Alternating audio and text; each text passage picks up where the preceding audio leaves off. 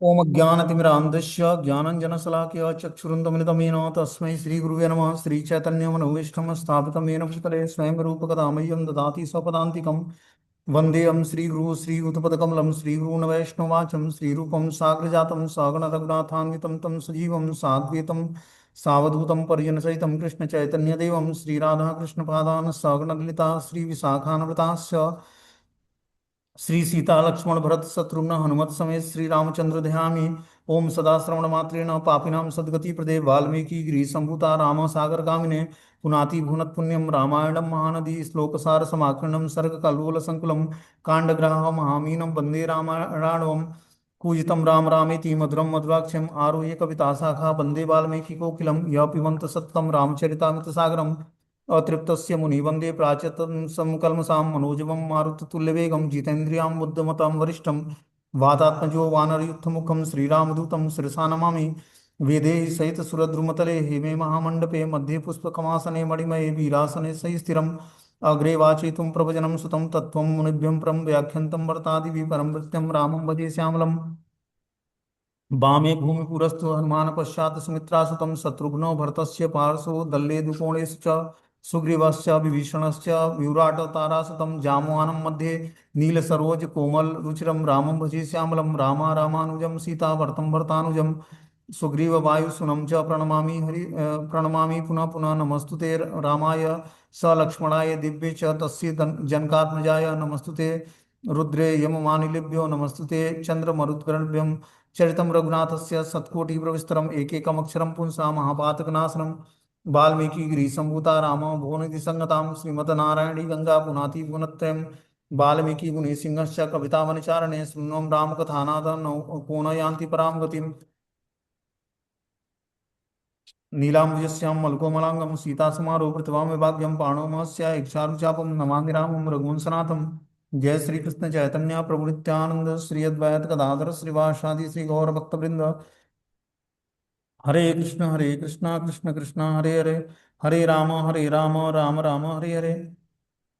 तो इसमें हम लोग राम वाल्मीकि रामायण का अरण्य कांड, तीसरा कांड अरण्य कांड है। इसके बारे में हम लोग वन से लौटते हुए श्री राम को आते लक्ष्मण को देखना कि भगवान श्री राम वन से लौट रहे हैं मारीच का वध करके।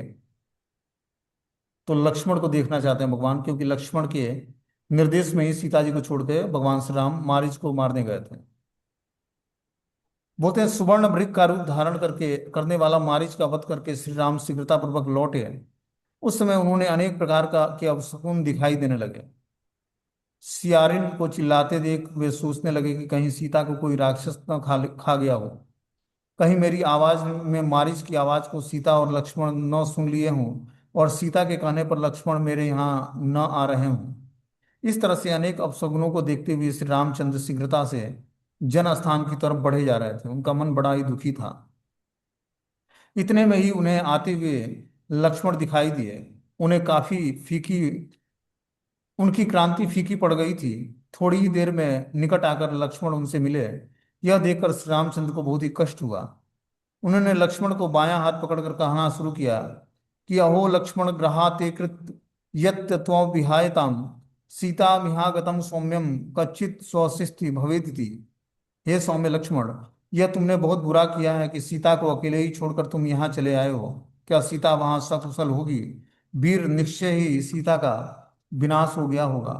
यहाँ अनेक प्रकार के अपशगुन हो रहे हैं। मुझे संदेह है कि सीता जीवित मिले। वह राक्षस था जिसने मृग का रूप बनाया था। तो मारिच जो है रावण के कहने पर मृग का रूप बनाया था। जब भगवान श्री राम के हाथों मारा गया, तो वो जब अंतिम समय में था तो हा सीता हा लक्ष्मण करके पुकारने लगा राम की आवाज में, जिससे सुनकर सीता देवी ने लक्ष्मण को भेजा कि जाकर आप श्री राम की कुछ सहायता करिए युद्ध में। श्री राम दुखी थे और लक्ष्मण से पूछ रहे थे कि सीता अयोध्या से मेरे साथ इस वन में आकर मेरी सहायिका बनी वह सुंदरी सीता कहाँ है? सीता के बिना तो मैं जीवित भी नहीं रह सकता हूँ। सीता के बिना मेरे मर जाने पर तुम अकेले अयोध्या लौटोगे।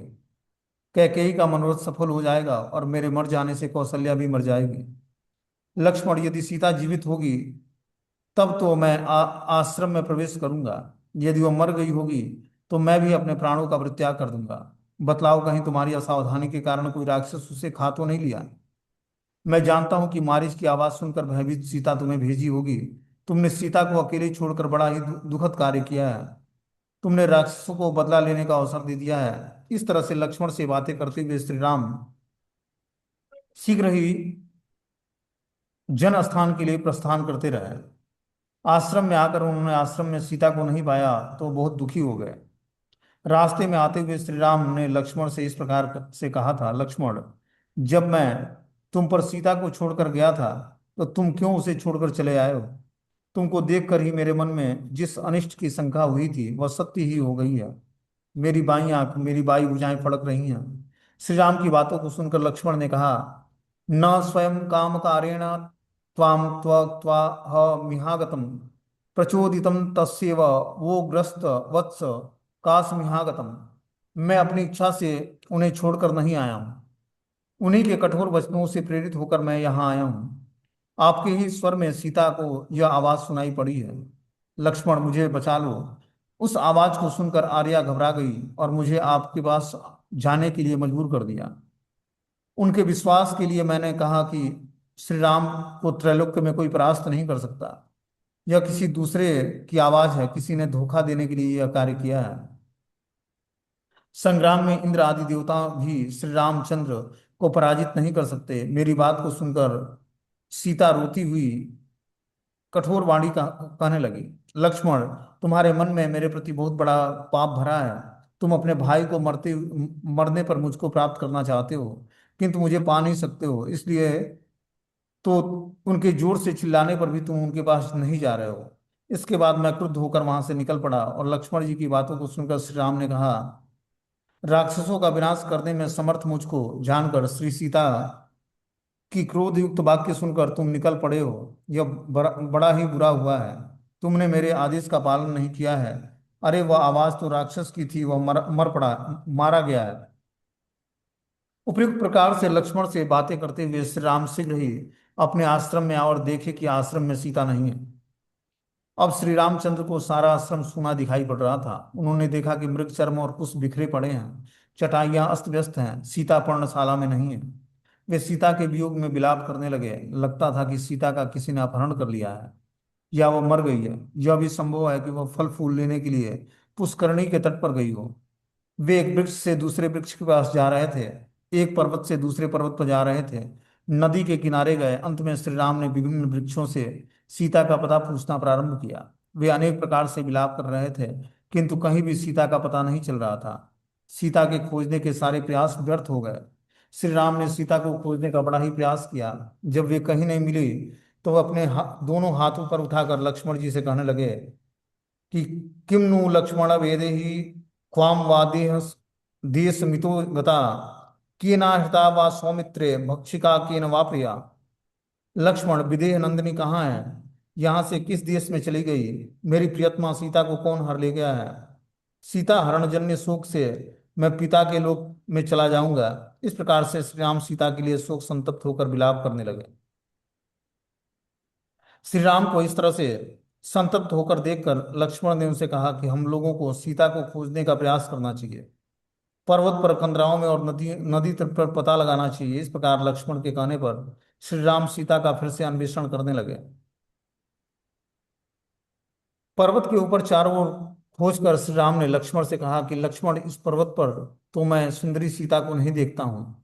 दुख से संतप्त और दंडकारण्य में घुटते हुए श्री राम ने लक्ष्मण से कहा कि हे महामते श्री राम, जिस प्रकार महाबाहु भगवान विष्णु ने बलि को बांधकर इस पृथ्वी को प्राप्त कर लिया था, उसी प्रकार आप भी मिथिलेश कुमारी सीता को प्राप्त करेंगे। इसके बाद श्री राम और लक्ष्मण ने सीता की बहुत खोज की और सीता के न मिलने पर श्री राम हा प्रिय कहकर विलाप करने लगे। सीता का कहीं भी पता न पाकर श्री रामचंद्र विलाप कर रहे थे। वे कह रहे थे कि सीता, लग रही है कि तुमने असेक की शाखाओं में अपने को छिपा लिया है। इस प्रकार का हास प्रयास अच्छा नहीं होना चाहिए। श्री राम पुनः कहने लगे कि लग रहा है कि राक्षसों ने या तो सीता का अपहरण कर लिया है अथवा उसको खा लिया है, इसलिए वह विलाप करते हुए मेरे समीप नहीं आ रही है। सीता तुम्हारे बिना मैं पुनः अयोध्या कैसे जाऊंगा? सारा संसार मुझे पराक्रमहीन और निर्दयी कहेगा। सीता के अपहरण से मेरी कायरता ही प्रकाश में आएगी। जब वनवास से लौटने पर मिथिला नरेश महाराजा जनक मुझसे कुशल क्षेम पूछेंगे तो मैं उनको किस प्रकार उत्तर दे पाऊंगा। अपनी पुत्री के विनाश से महाराजा जनक शोक संतप्त हो जाएंगे। अब तो मैं सीता के बिना अयोध्या जाऊंगा ही नहीं। अतएव हे लक्ष्मण, तुम मुझको वन में ही छोड़कर अयोध्या चले जाओ और भरत से कहना कि वे पृथ्वी का पालन करें। तुम मेरी माताओं को भी सांत्वना प्रदान करना। मेरी माताओं को सीता के विनाश का समाचार सुना देना। इस तरह से विलाप करते हुए श्री रामचंद्र को देखकर लक्ष्मण जी अत्यंत भयभीत हो गए, किंतु श्री रामचंद्र विलाप करते ही जा रहे थे। लक्ष्मण, लगता है कि इस पृथ्वी पर मुझ जैसा कोई दूसरा पापी नहीं है, क्योंकि एक के बाद दूसरा शोक मेरे हृदय और मन को विदीर्ण करता जा रहा है। तो देखो, भगवान के समय में, मतलब भगवान एक जब पुरुष अवतार लेते हैं तो कैसे बताते हैं कि मनुष्य को कितनी चिंताएं होती हैं, अलग अलग कारणों से क्या क्या चीजें उसको झेलनी पड़ती हैं। क्या बता रहे हैं लक्ष्मण, लगता है कि इस पृथ्वी पर मुझ जैसा कोई दूसरा पापी व्यक्ति नहीं है, क्योंकि एक के बाद दूसरा सुख मेरे हृदय और मन को विदीर्ण करता जा रहा है। पहले तो मैं राज्य से वंचित हुआ, फिर मेरा स्वजनों से वियोग हुआ, इसके पश्चात पिता भी चल बसे, फिर मैं माता से वियुक्त हो गया। लक्ष्मण, ये सारी बातें जब मुझे याद आती हैं तो मेरे शोक को बढ़ा देती हैं।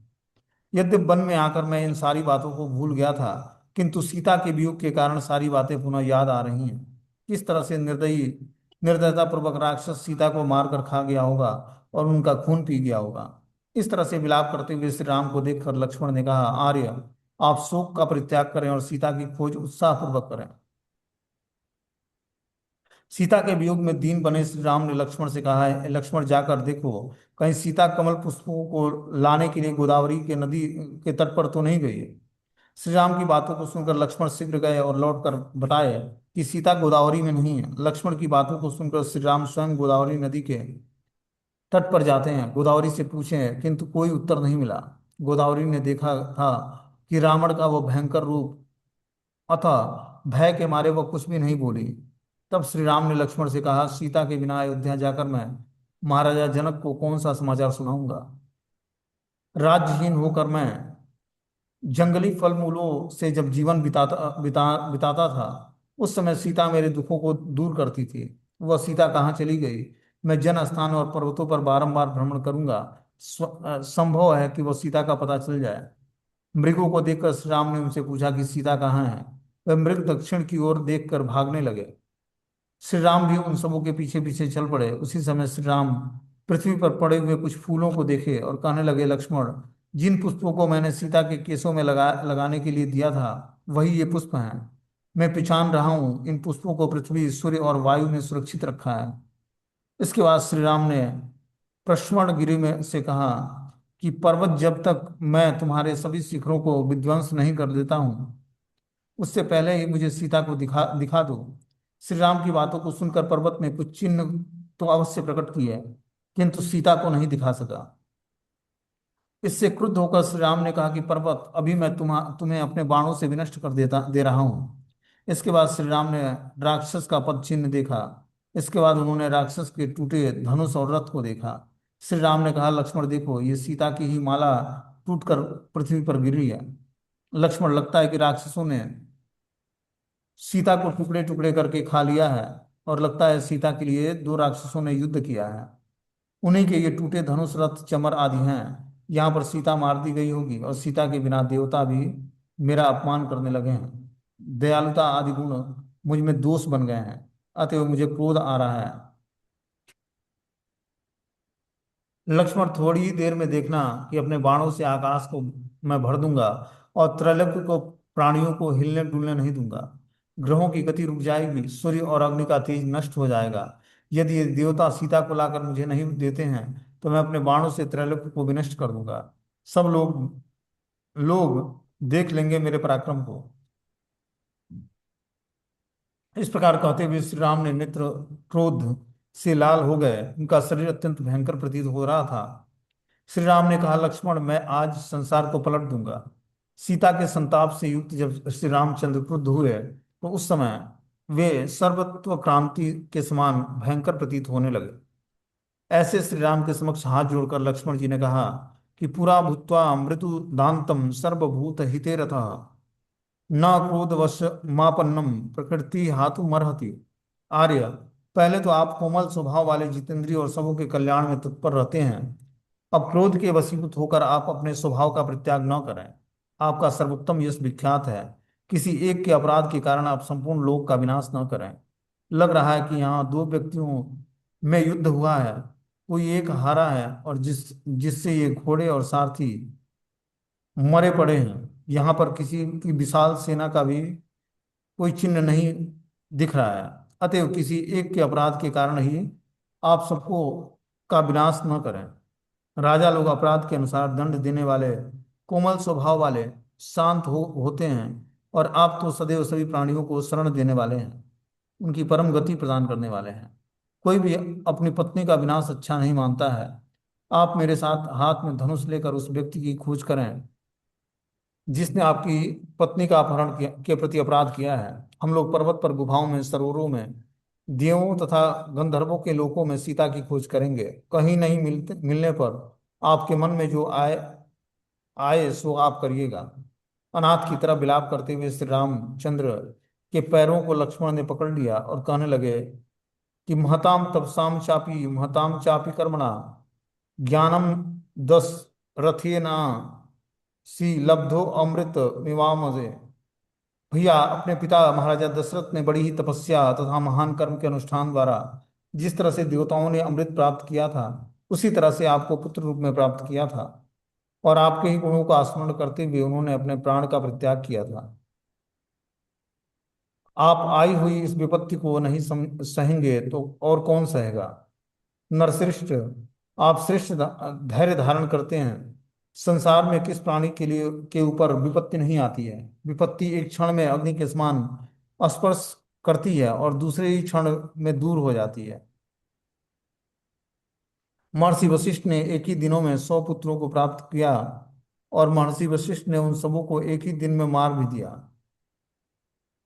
देवताओं के ऊपर भी विपत्तियां आती हैं। आप जैसे महापुरुष शोकाभिभूत नहीं होते हैं। पहले आप वास्तविकता का पता लगाएं, उसके बाद निश्चय करें कि क्या करना उचित होगा। आप अनेक बार इस तरह की बातें कहकर पहले हमें समझाएं। आपके शोक के कारण अभिभूत ज्ञान को मैं जागृत कर रहा हूँ। त्रैलोक्य का विनाश कर देने से आपको क्या मिलेगा। आप अपराधी का पता लगाकर उसको भी नष्ट कर दीजिए। बड़े होकर भी श्री राम ने लक्ष्मण की बातों को स्वीकार किया। उन्होंने अपने क्रोध को रोका और धनुष को उतार लिया, और लक्ष्मण लक्ष्मण से कहने लगे कि किम करस्या वहे वत्सम क्वाम वा गच्छवा लक्ष्मण केनोपायेन पश्यावह सीतामिहं विचिन्तयत्। वत्स, अब हम दोनों क्या करें, कहाँ जाएं, किस उपाय से हमें सीता जी का पता लगेगा। इस बात पर विचार करके श्री राम की बातों को सुनकर लक्ष्मण ने कहा कि हम लोग उन जन स्थानों के वृक्षों और लताओं से युक्त दुर्गम पर्वतों पर सीता की खोज करेंगे। आप मेरे साथ इन्हीं स्थानों में सीता की खोज करना। पता नहीं, त्विधाम बुद्धि संपन्नम महात्मानो नरसभा अपस्तु न प्रकंपन्ते वायु वेगम रिवाचलम। जिस तरह वायु के वेग से पर्वत कंपित हो जाता है, उसी प्रकार आप जैसे बुद्धिमान महात्मा नरश्रेष्ठ आपत्तियों में विचलित नहीं होते हैं। लक्ष्मण के द्वारा इस प्रकार से कहे जाने पर क्रुद्ध राम अपने हाथ में धनुष लेकर लक्ष्मण के साथ विचरण करने लगे। उसके बाद उन्होंने पृथ्वी पर गिरे हुए खून से लथपथ गिद्धराज जटायु को देखा। जटायु को देखकर श्री राम ने लक्ष्मण से कहा, निश्चय ही यह गिद्ध का रूप धारण करके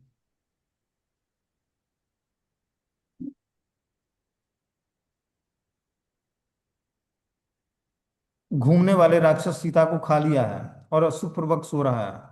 अभी उसका मैं वध कर देता हूँ। श्री राम की बातों को सुनकर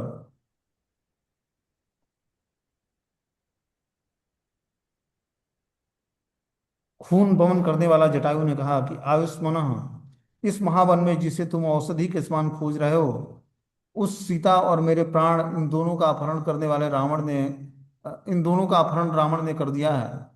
रघुनंदन, तुम्हारे और लक्ष्मण के न रहने पर महाबली रावण आया और देवी सीता को हर कर ले जाने लगा।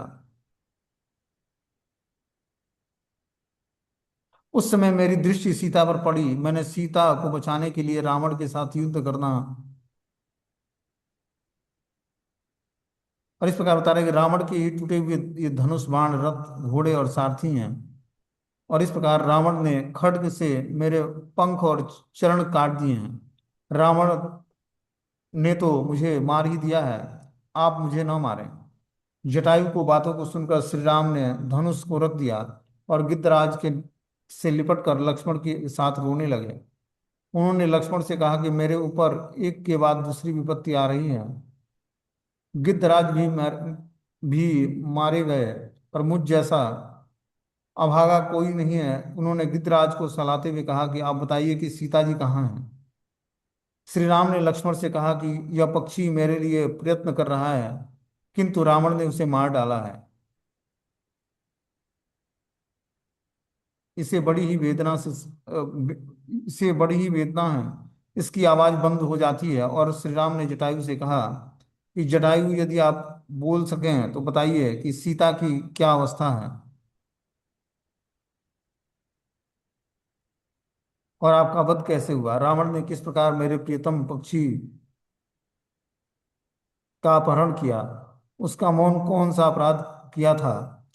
सीता ने क्या कहा, रावण का बल, पराक्रम और रूप कैसा था, वो कहाँ रहता है। श्री राम की बातों को सुनकर जटायु ने बड़ी ही कठिनाई से कहा कि उसने माया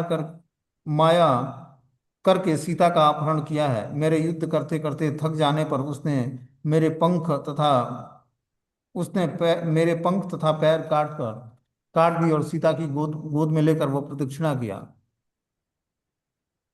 रावण सीता की बिंदु नामक मुहूर्त से लेकर गया था और वो मौत के मुख में ही वह अधिक दिनों तक जीवित नहीं रह सका। आगे बता रहे कि आप सीता के लिए शोक न करें। रावण को युद्ध में मारकर आप सीता को शीघ्र ही प्राप्त करेंगे। रावण विश्वासुरा का पुत्र और कुबेर का भाई है। इतना ही कहकर जटायु पूर्ण उगल कर मर गया। श्री राम कह रहे थे कि वे कहिए आगे कहिए। जटायु को मरे हुए देखकर श्री राम बहुत ही दुखी हुए। उन्होंने लक्ष्मण से कहा, हे लक्ष्मण, देखो, ये उपकारी गिद्ध गिद्ध मारे गए हैं। सीता के लिए इनको रावण ने मार डाला। जटायु अपने पृथ्वीराज को छोड़कर मेरे लिए राक्षस राज रावण के हाथों से मारा जाना बहुत ही दुखदाई है। शत्रुओं को संतप्त करने वाले लक्ष्मण, मुझे सीता के हरण से उत्पन्न दुख उतना अधिक नहीं है जितना मेरे लिए प्राण देने वाले जटायु की मृत्यु से मुझे कष्ट का अनुभव हो रहा है। ये पक्षीराज मेरे लिए महाराजा दशरथ के ही समान पूज्य और मान्य हैं। लक्ष्मण मंथन से उत्पन्न अग्नि के द्वारा मैं जटायु का दाह संस्कार करूंगा। इसके बाद उन्होंने जटायु को संबोधित करते हुए कहा कि अत्यंत बलवान गिद्धराज, यज्ञ करने वाले, अग्निहोत्र करने वाले, बुद्ध, युद्ध में नहीं दिखाने वाले, भूमि दान करने वाले पुरुषों की जो गति होती है, मेरे आज्ञा से तुम भी उन्होंने सर्वोच्च लोकों में जाने और मेरे द्वारा दाह संस्कार करने।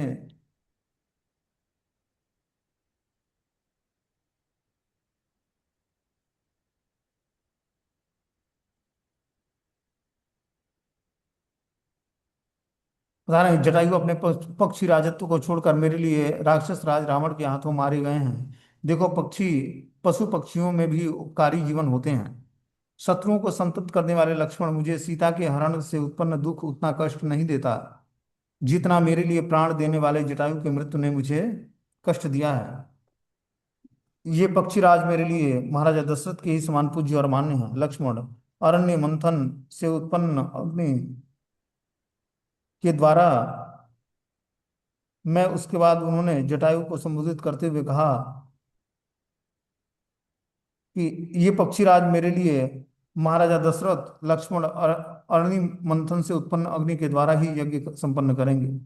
इसके बाद उन्होंने जटायु को संबोधित करते हुए कहा कि अत्यंत बलवान गिद्धराज, यज्ञ करने वाले, अग्निहोत्र करने वाले, युद्ध में पीठ नहीं दिखाने वाले तथा भूमि दान करने वाले पुरुषों की जो गति होती है, मेरी आशा से तुम भी उन्हीं सर्वोच्च लोकों में जाने वाले हो।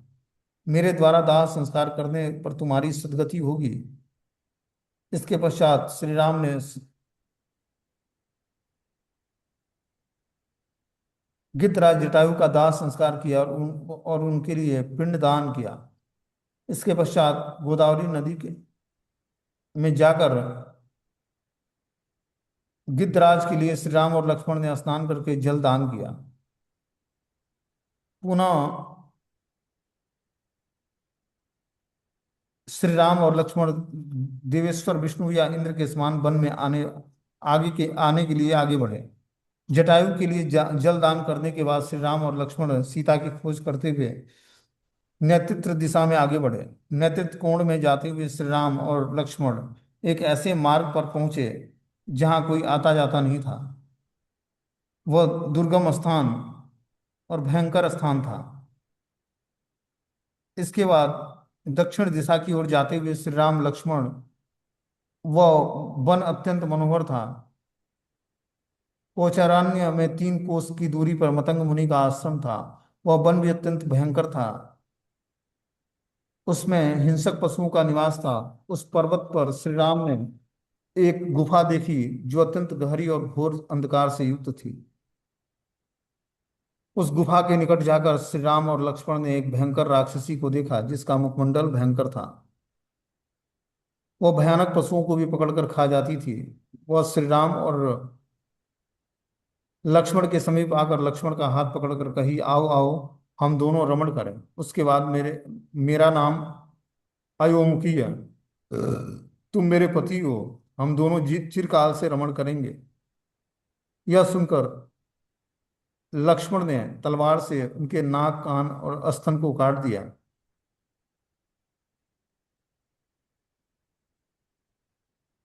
यह देखकर वह राक्षसी वहां से भाग निकली और श्री राम लक्ष्मण ने शीघ्र ही एक गहन वन में प्रवेश किया।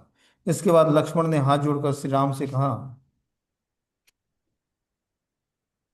कि मेरी बाईं भुजा जोर से फड़क रही है।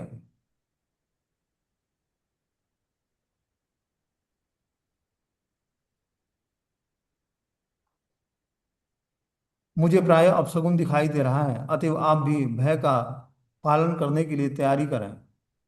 उसी समय वन में एक भयंकर आवाज हुई। हाथ में तलवार लिए श्री राम जब उस शब्द को का पता लगाना चाह रहे थे तो उनकी दृष्टि एक विशालकाय राक्षस पर पड़ी। उस राक्षस का मस्तक नहीं था, उसका केवल धड़ ही था।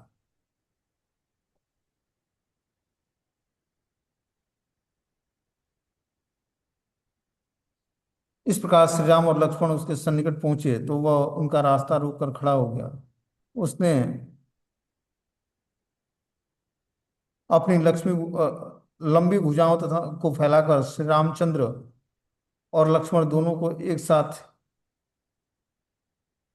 पकड़ लिया और उनकी अपनी ओर खींचने लगे।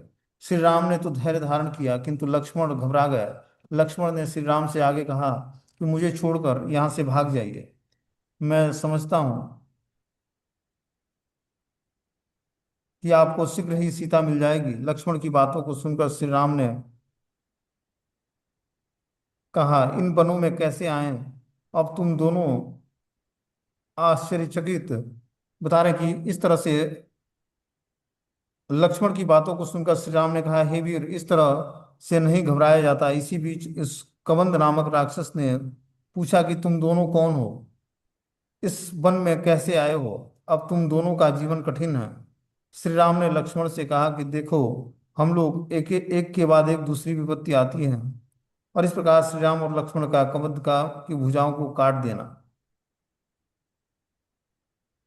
अब आगे जो है श्री राम क्या करते हैं, श्री राम और लक्ष्मण कबद्ध की भुजाओं को काटते हैं। कबद्ध जो है इसी अध्याय के अरण्य कांड में दिया हुआ कबद्ध की स्टोरी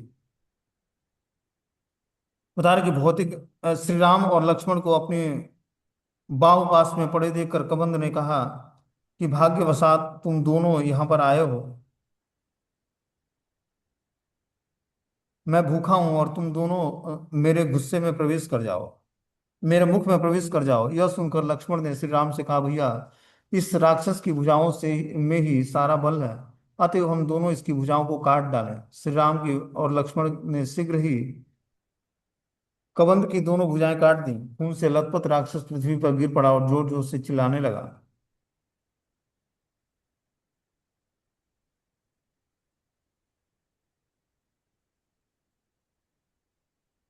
अब वह दीन हो गया और उसने लक्ष्मण से पूछा कि तुम दोनों कौन हो। तब लक्ष्मण ने कबंध से कहा कि ये महाराजा दशरथ के पुत्र श्री राम के नाम से विख्यात हैं, और अब मैं इनका इनको छोटा भाई लक्ष्मण हूँ। और इस प्रकार माता के द्वारा राज्य अभिषेक रोक दिए गए थे। तब ये पिता के आज्ञा से वन में आए और उन्होंने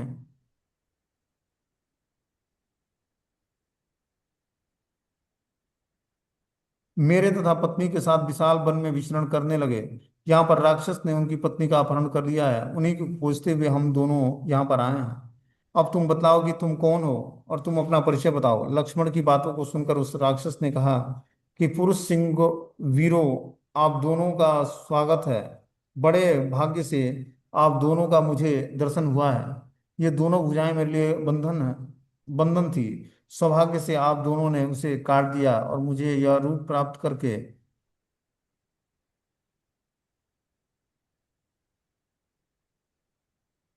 लक्ष्मण की बातों को सुनकर उस राक्षस ने कहा कि पुरुष सिंह वीरों, आप दोनों का स्वागत है। भाग्यशाल बड़े भाग्य से आप दोनों को मुझे दर्शन मिला है। ये दोनों भुजाएं मेरे लिए बंधन है, और सौभाग्य से बड़ा लोगों से उसे